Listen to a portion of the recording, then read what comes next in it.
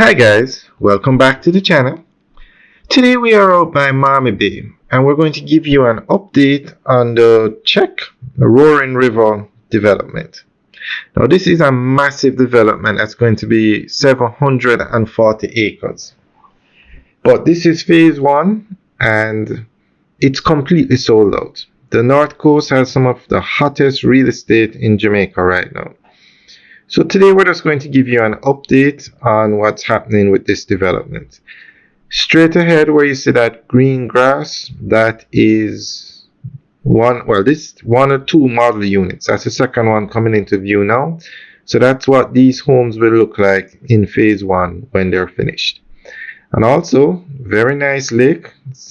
I think this is actually the first man-made lake I've seen in a development in Jamaica. If anybody knows of any other, let me know. Leave a comment in the section below. Alright guys, enjoy the tour. Remember to like, share, and subscribe.